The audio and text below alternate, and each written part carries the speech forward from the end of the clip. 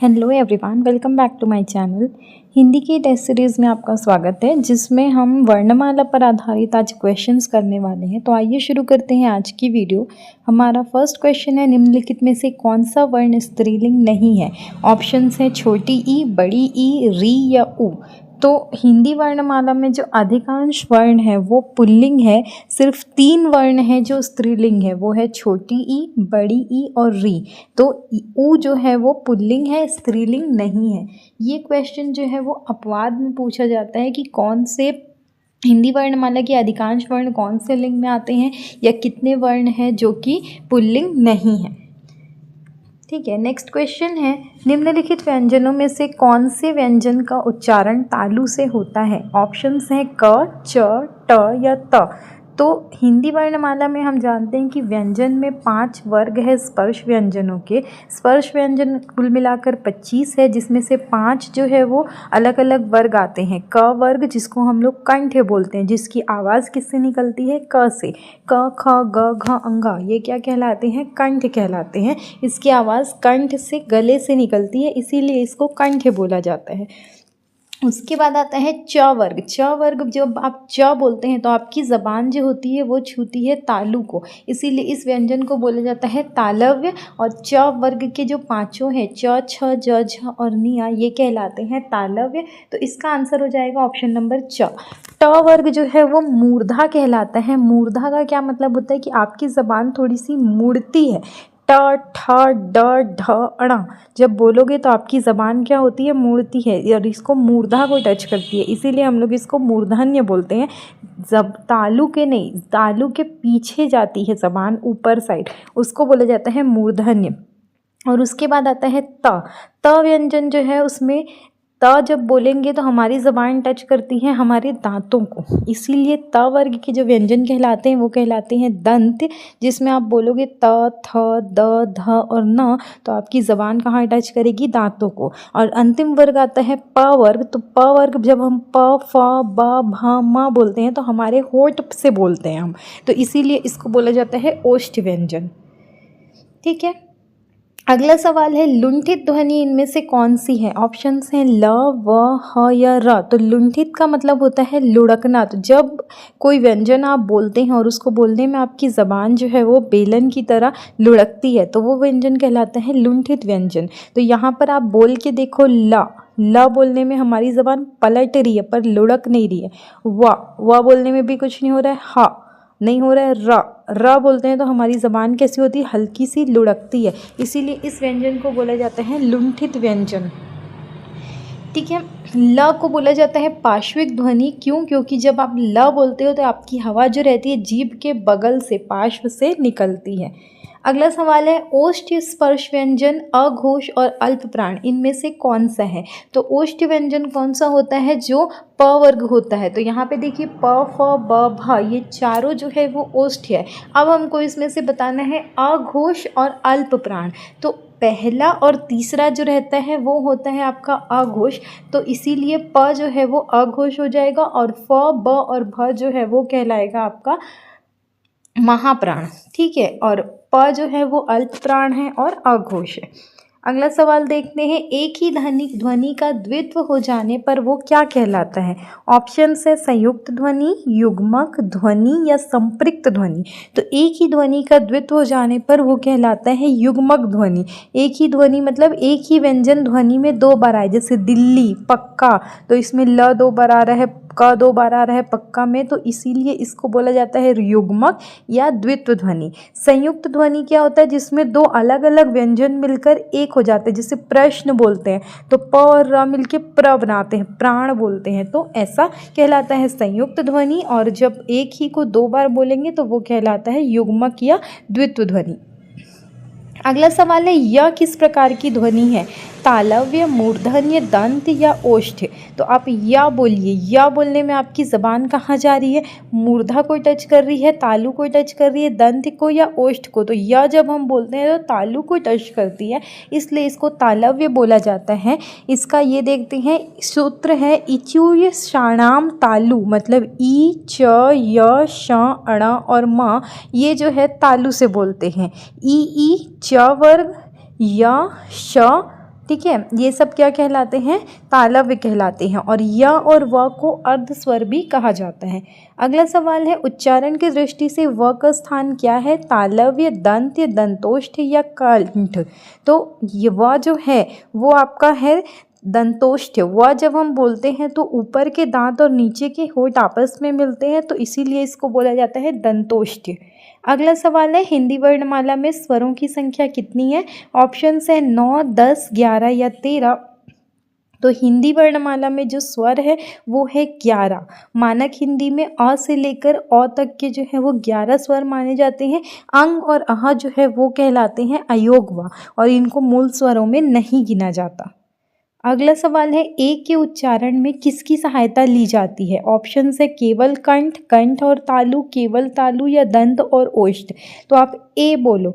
ए जब बोलते हो तो आपकी आवाज़ कहाँ कहाँ से निकलती है, कंठ और तालु दोनों से, इसीलिए ए को बोला जाता है कंठ और तालु का मिश्रण। ए और ए का निर्माण होता है अ और ई के मिलने से। अ जो है वो कंठ है और ई जो है तालु है, इसीलिए इसका स्थान कंठ तालव है। अगला सवाल है, च वर्ग ध्वनियाँ किस वर्ग में आती है। ऑप्शंस हैं कंठ, तालु, मूर्धा या दंत। तो हमने पढ़ा था कि 5 स्पर्श व्यंजन है, जिसमें क कंठ है, च तालु है, प जो है वो ओष्ठ है, ट मूर्धा है और त दंत है। तो च वर्ग किस में आएगा, तालु में आ जाएगा, ऑप्शन नंबर बी। ठीक है, अगला क्वेश्चन देखते हैं, वर्णमाला में कौन सा अक्षर पुल्लिंग नहीं है, अ, आ, ई या उ। तो हमने पढ़ा था कि हिंदी वर्णमाला में 3 अक्षर है, छोटी ई, बड़ी ई और री। ये तीनों जो है स्त्रीलिंग है, बाकी सारे पुल्लिंग है। तो कौन सा पुल्लिंग नहीं होगा, वो हो जाएगी छोटी ई। अगला सवाल देखते हैं, जिन वर्णों का उच्चारण स्वतंत्र होता है उन्हें क्या कहते हैं। ऑप्शंस हैं व्यंजन, स्वर, वर्णमाला या इनमें से कोई नहीं।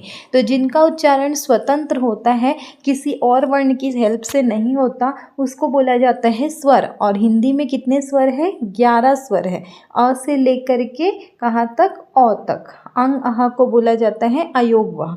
ठीक है, अगला सवाल देखते हैं। अच्छा, एक और इम्पॉर्टेंट पॉइंट, स्वर को बोलने के लिए किसी वर्ण की सहायता नहीं लेनी पड़ती और व्यंजन के उच्चारण के लिए स्वर की सहायता अनिवार्य होती है।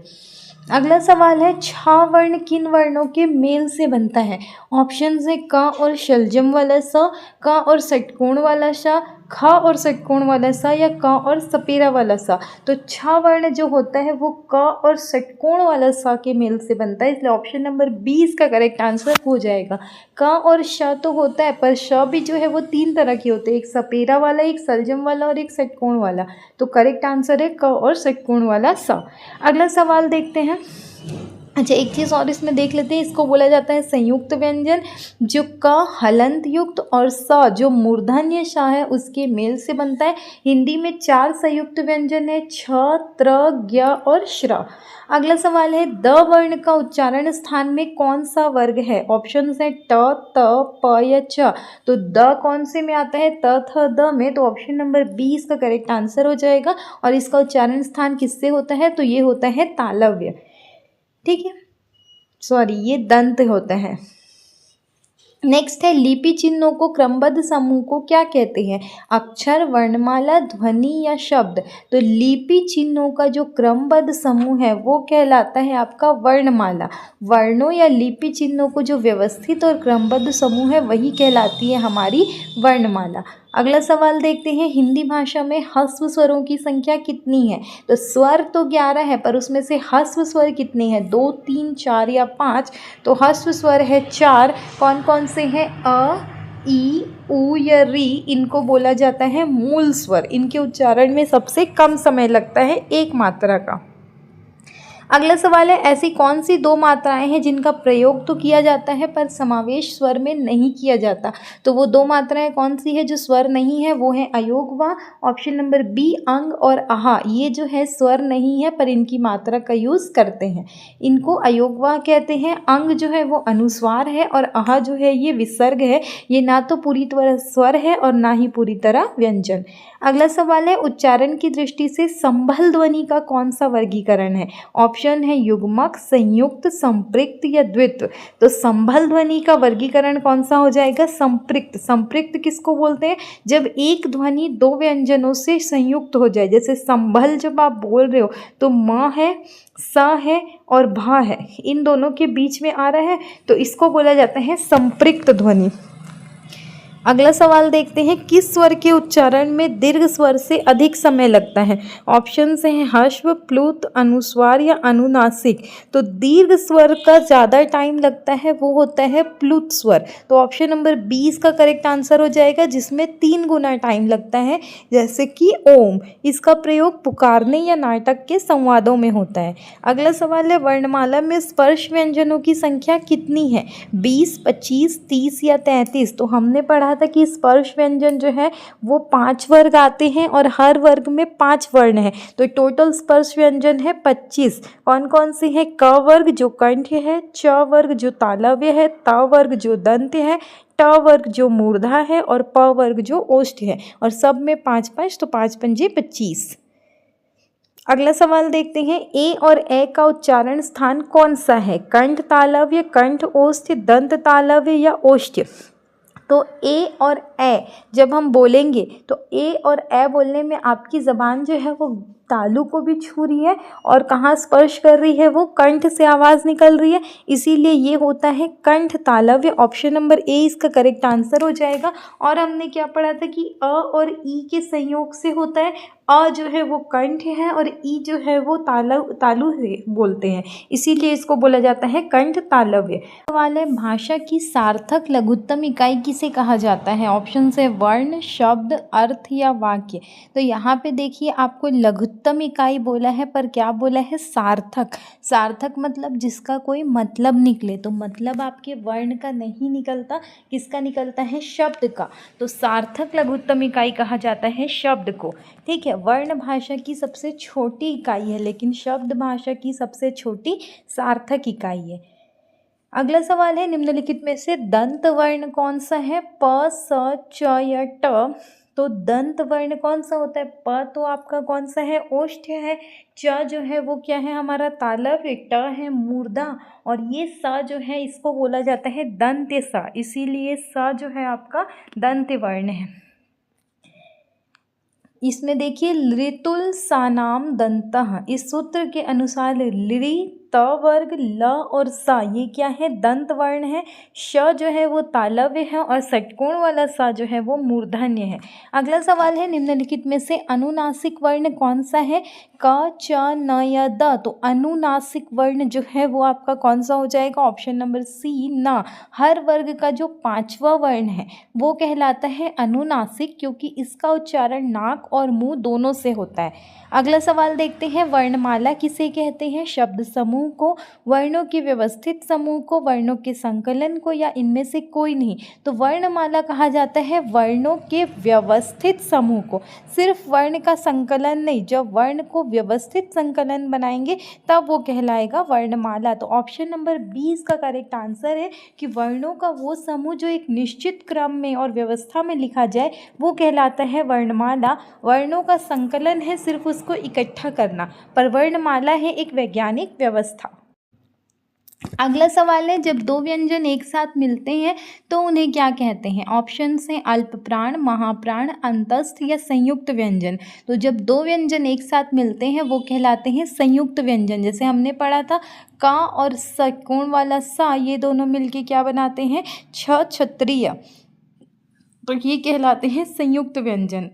अन्य बिंदु है अल्प प्राण और महाप्राण जो है वो श्वास की मात्रा पर निर्धारित होते हैं। जिसको बोलने में आपकी कम हवा बाहर निकलेगी वो अल्प प्राण और ज़्यादा निकलेगी वो होता है महाप्राण।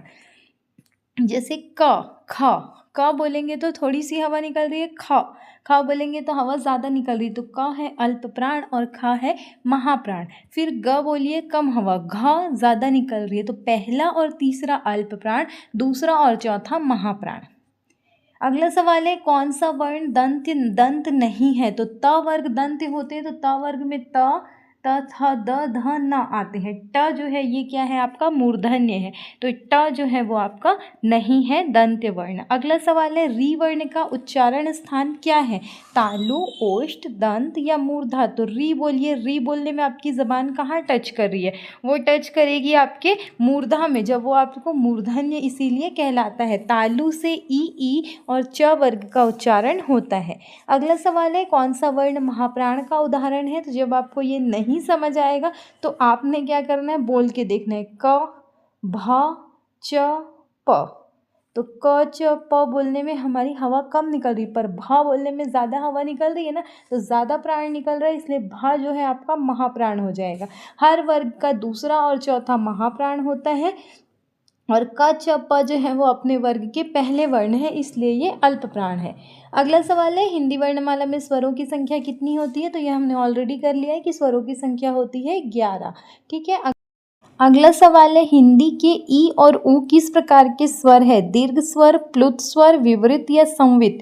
तो ई और उ, जब आप ई और उ बोलते हो तो आपका मुंह लगभग बंद हो जाता है, तो ऐसे स्वर जिसको बोलने में मुंह लगभग बंद हो जाता है वो कहलाते हैं संवृत स्वर, और बोलने में मुंह खुल जाएगा वो कहलाएंगे विवृत स्वर। ठीक है। अगला जैसे आ उ मुंह खुल रहा है ना, तो ये कहलाते हैं विवृत, और बोलने में मुंह बंद हो जाएगा तो वो संवृत। अगला सवाल है री ध्वनि किस स्वर के अंतर्गत आती है, दीर्घ, संयुक्त, प्लुत या ह्रस्व। तो री ध्वनि जो है वो आती है हमारी ह्रस्व स्वर के अंतर्गत, जिनके उच्चारण में एक मात्रा का समय लगता है, और ये 4 है, अ, ई, उ और री। अगला सवाल है निम्नलिखित में से कौन सा घोष या सघोष वर्ण है। ऑप्शन है क, च, त या म। तो आप बोल के देखो, जिसको बोलने में आवाज़ ज़्यादा निकलेगी ना वो हो जाएगा आपका घोष, और जिसमें नहीं निकलेगी वो हो जाएगा अघोष। और हर वर्ग में एक चीज़ याद रखना कि जो क्रम है उसके हिसाब से घोष, प्राण ये डिसाइड होता है। तो ये अपने वर्ग का पहला वर्ण है, ये अपने वर्ग का पहला वर्ण है, ये अपने वर्ग का पहला वर्ण है। तो अगर ये तीनों सेम होंगे तो ये अलग हो जाएगा, तो घोष वर्ण कौन सा हो जाएगा, डी नंबर। ठीक है। हर वर्ग का तीसरा, चौथा, पांचवा सघोष, और पहला दूसरा जो है वो अघोष होता है। तो कभी कभी जब आंसर नहीं भी आएगा ना तो व्यंजनों के क्रम से भी आप आंसर फाइंड आउट कर सकते हो।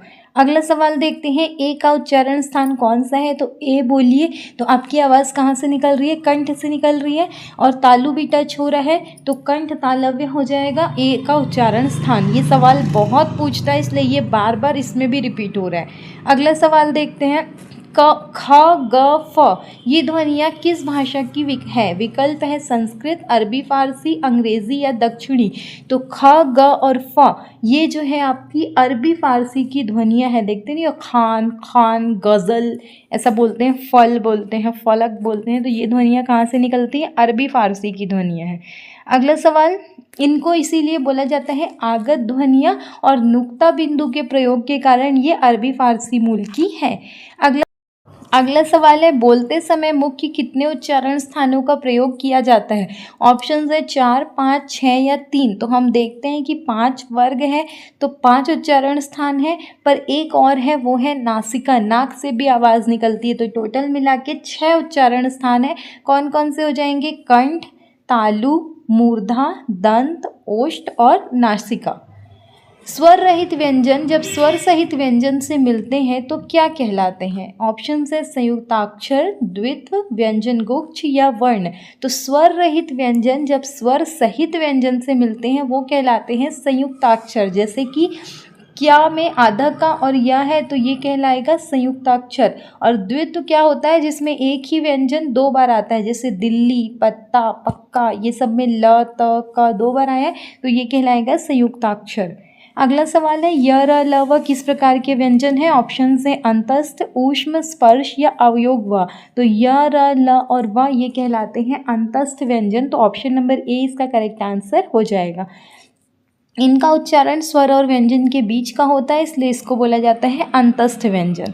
अगला सवाल है, जो वर्ण स्वर की सहायता से बोले जाए उनको क्या कहा जाता है? ऑप्शन है स्वर, व्यंजन, अयोगवा या वर्णमाला। तो जो वर्ण स्वर की सहायता से बोले जाते हैं उनको कहा जाता है व्यंजन। स्वर जो है वो खुद से बोले जाते, किसी की सहायता से नहीं बोले जाते। अयोगवा दो है, अंग और आहा, और वर्णमाला तो वर्णों का व्यवस्थित समूह है। अगला सवाल है, व्यंजन को स्वर रहित दिखाने के लिए किस चिन्ह का प्रयोग किया जाता है? ऑप्शन है अनुस्वार, विसर्ग, हलंत या चंद्र बिंदु। तो व्यंजन को जब स्वर रहित दिखाना है, मतलब उसमें स्वर नहीं लगा है, तो उसके नीचे ऐसा हलंत खींच देते हैं। तो ऑप्शन नंबर सी इसका करेक्ट आंसर हो जाएगा। अगला सवाल है, ह्रस्व या दीर्घ इनमें से किस प्रकार के व्यंजन किसके प्रकार है? स्वर, व्यंजन, वर्णमाला या शब्द। तो ह्रस्व और दीर्घ प्रकार है स्वर के, जिसमें हम ह्रस्व में एक मात्रा और दीर्घ में दो मात्रा का यूज़ करते हैं। ठीक है, ह्रस्व कम समय, दीर्घ दुगना समय। अगला सवाल है, इनमें से कौन सा ऊष्म व्यंजन है? य, ल, स या ब।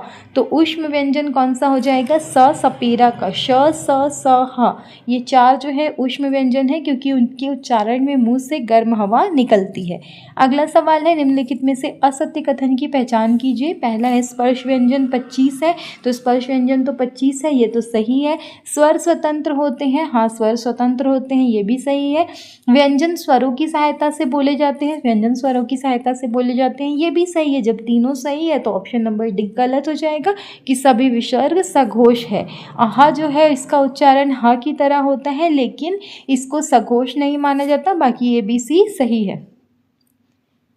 अगला सवाल है, अनुस्वार किसका कार्य करता है? विसर्ग का, चंद्र बिंदु का, पंचम वर्ण का या स्वर का। तो अनुस्वार का मतलब होता है अंग की मात्रा, तो अंग की मात्रा जो है वो कार्य करता है पंचम वर्ण का। तो ऑप्शन नंबर सी इसका करेक्ट आंसर हो जाएगा। जो हर वर्ग का पांचवा वर्ण है ना, उसकी जगह पर हम लोग अंग की मात्रा या अनुस्वार लगाते हैं। अगला सवाल है, जिन स्वरों के उच्चारण में हवा नाक से भी नहीं निकलती उसको क्या कहते हैं? अनुनासिक, निर्नुनासिक, दीर्घ या प्लुत। तो जिसके उच्चारण में हवा नाक से निकलती है वो अनुनासिक, और नहीं निकलती वो होता है निर्नुनासिक, जो केवल मुंह से बोले जाते हैं, और अनुनासिक में हवा नाक और मुंह दोनों से निकलती है। अगला है, शब्द और पद में मुख्य अंतर क्या है? वर्णों का समूह, वाक्य में निश्चित स्थान और कारक चिन्हों का प्रयोग, व्याकरणिक शुद्धता या इनमें से कोई नहीं। तो शब्द और पद में मुख्य अंतर है कि वाक्य में निश्चित स्थान और कारक चिन्हों का प्रयोग। पद जब बनेंगे तो उसमें निश्चित स्थान रहेगा पदों का। जैसे आपको बोलना है राम खाना खाता है, तो राम है खाता खाना ऐसे नहीं बोलोगे, या राम है राम खाता खाना है भी विभक्ति भी सही जगह लगेगी, और साथ में आपका स्थान भी सबका सही होना चाहिए। ठीक है, जब कोई सार्थक शब्द स्वतंत्र होता है तो शब्द कहलाता है, लेकिन जब किसी वाक्य में प्रयुक्त होकर व्याकरणिक नियमों में बन जाता है तो वो कहलाता है पद। वर्णों का समूह केवल शब्द की परिभाषा है, और व्याकरणिक शुद्धता दोनों के लिए ज़रूरी हो सकती है, पर मुख्य अंतर नहीं। अगला सवाल है, कामता प्रसाद गुरु के अनुसार वर्णमाला की सही परिभाषा क्या है? वर्णों के समूह को, वर्णों के समुदाय को, वर्णों के व्यवस्थित समूह को या ध्वनियों के समूह को। तो वर्णों के व्यवस्थित समूह को वर्णमाला कहा जाता है, ये सामान्य परिभाषा है। पर कामता प्रसाद गुरु के अनुसार जो परिभाषा है उसमें वर्णों के समुदाय को कहा जाता है वर्णमाला। तो ऑप्शन नंबर बी इसका करेक्ट आंसर हो जाएगा। अगला सवाल देखते हैं, एनसीईआरटी के अनुसार हिंदी वर्णमाला में कुल वर्णों की संख्या कितनी मानी गई है? ऑप्शन से 52, 50, 53 या 48। तो हिंदी वर्णमाला में कुल वर्णों की संख्या मानी गई है 52। 52 वर्ण में 11 स्वर, 2 अयोगवाह, 33 व्यंजन, 4 संयुक्त व्यंजन और 2 द्विगुण व्यंजन है। 50 या 48 की संख्या उच्चारण या लेखन के पुराने मानकों पर आधारित है, पर अभी जो मानक है उसके अनुसार 52 है।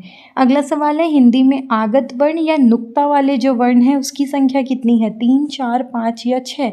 तो जो वर्णों में नुक्ता लगता है वो कितने वर्ण हैं? 5 है, जिसको राजा शिव प्रसाद सितारे हिंद ने अरबी फारसी की ध्वनि के लिए 5 वर्ण के नीचे नुक्ता लगाने का सुझाव दिया था। कौन कौन से हैं वो? क, ख, ग, ज और फ।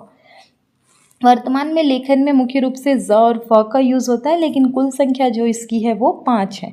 अगला सवाल है, स्त्रीलिंग वर्णों की हिंदी वर्णमाला में संख्या कितनी है? 2, 3, 4 या 5। तो हमने शुरू में देखा था छोटी ई, बड़ी ई और री, 3 आपके हिंदी वर्णमाला में जो है वो स्त्रीलिंग वर्ण है। ठीक, बाकी सभी 49 वर्ण जो है वो पुल्लिंग है। अगला सवाल है, कौन सा वर्ण स्त्रीलिंग के अंतर्गत आता है? तो अभी हमने देखा कि री जो है वो स्त्रीलिंग के अंतर्गत आता है, बाकी जो है सारे पुल्लिंग है। अगला सवाल है, व का उच्चारण स्थान क्या है? तो आप खुद व बोल के देखिए, व बोलने में आपका कौन कौन सा पार्ट काम कर रहा है? होठ और दांत, इसीलिए इसको बोला जाता है। अच्छा, यहाँ पे दो ऑप्शंस आपको कंफ्यूज करने को दिया है, एक है दंतोष्ठ और एक है ओष्ठ दंत। तो आप जब व बोलते हो तो पहले आपका दांत काम कर रहा है या पहले होठ? तो पहले दांत और फिर होठ, इसलिए इसको बोला जाता है दंतोष्ठ। ठीक है, इसका उच्चारण स्थान दंत प्लस ओष्ठ है, ओष्ठ प्लस दंत नहीं है, हवा बाहर आ रही है, अंदर नहीं जा रही है। ठीक है, अगला सवाल है, अपवादों को छोड़कर शेष वर्णों को हिंदी में किस लिंग के अंतर्गत रखा जाता है? तो 3 अपवाद है, छोटी ई, बड़ी और री जो स्त्रीलिंग है, और बाकी 49 वर्ण जो है वो पुल्लिंग है।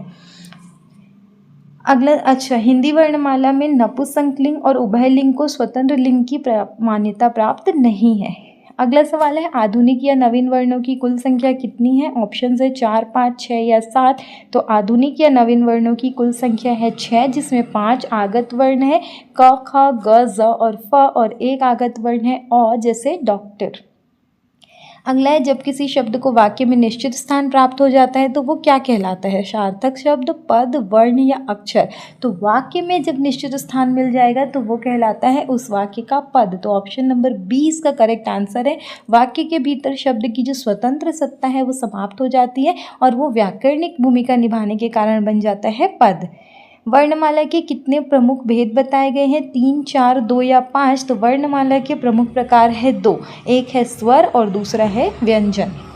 अगला है, द्विगुण या उच्छिप्त वर्णों की संख्या कितनी है? 1, 2, 3 या 4। तो द्विगुण वर्णों की संख्या है 2, जिसमें अड़ा और अढ़ा ये 2 द्विगुण व्यंजन है, इसलिए इनको उच्छिप्त कहते हैं क्योंकि इनके उच्चारण में जीभ झटके से नीचे गिरती है। अगला सवाल है, वर्ण शब्द का व्याकरणिक अर्थ क्या है? ऑप्शन है जाति, रंग, अक्षर या ये सभी। तो वर्ण शब्द का व्याकरणिक अर्थ है अक्षर, ऑप्शन नंबर सी। इसी को बोला जाता है वर्णमाला। वर्ण का यूज़ हम जाति और रंग के लिए भी करते हैं, पर जब व्याकरण के संबंध में बात होता है तो ये अक्षर या भाषा की सबसे छोटी अखंडित ध्वनि होती है। जाति और रंग इसके सामाजिक और सामान्य अर्थ है, व्याकरणिक अर्थ जो है वो है अक्षर। तो ये थे हमारे आज के क्वेश्चंस। आई होप ये वीडियो आपको हेल्पफुल लगी हो। अगर वीडियो पसंद आती है, you can hit the like button, subscribe कीजिए अगर आप हमको हेल्प करना चाहते हैं, अगर आप हमारे साथ जुड़े रहना चाहते हैं, और वीडियो को अपने फ्रेंड्स के साथ शेयर कीजिए। Thank you, have a nice day.